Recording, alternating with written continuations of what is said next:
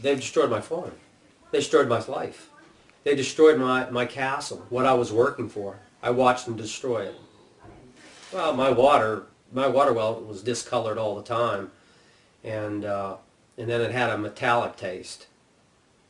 You brush your teeth, you rinse your mouth out. I'd have an aftertaste for an hour. I was testing this stuff myself like an idiot. They still try to create confusion among the public that this is safe. There aren't any problems here. These few people that are crying out, these are isolated incidents. No, they're not. And then people don't want to say anything for various reasons. Well, I may not get my royalty check. I don't want to rock the boat.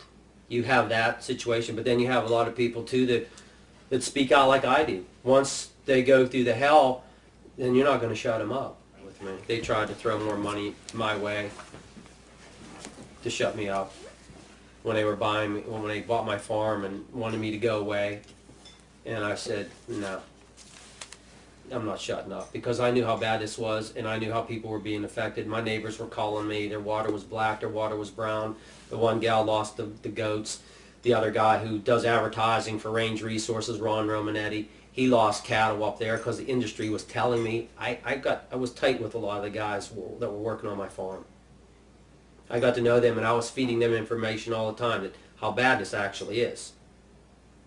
And they listened to me. Some of those guys, well, you know, we need a job. I understand.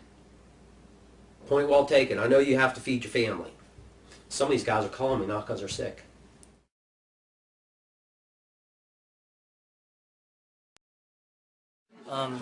Having traveled through Pennsylvania just for half a day and seeing the compressor sites and the drilling sites and looking at the videos of the flares that are 200 feet high in the air and they emit this horrible screeching sound for weeks on end, 24 hours a day.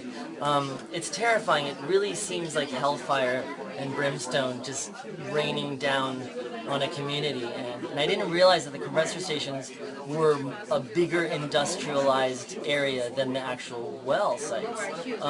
It looked like a colony on Mars or something. I mean, it was just a little village, and that was just one compressor station. So we're talking about exponential industrialization in New York State. They're proposing 50 to 100,000 wells, so that means every well site that we saw, just the little ones, imagine that times 100,000. That's a huge number. So I'm just terrified that we might make the wrong decision as a community, and well, I think that the industry was strategic in selecting which areas they wanted to frack in which order. I think it was smart of them to leave New York last. Unfortunately, they did that, and I think it's because they knew that New York is traditionally a very liberal town and a very environmentally conscious state. And so I think the idea was to pressure New York into doing it after having done the rest of the country, because I think they knew New York would kick and scream the most of any community. If they had started with New York would have had an easier time saying no, and then the rest of the country would have had an easier time saying no, and so would the rest of the world.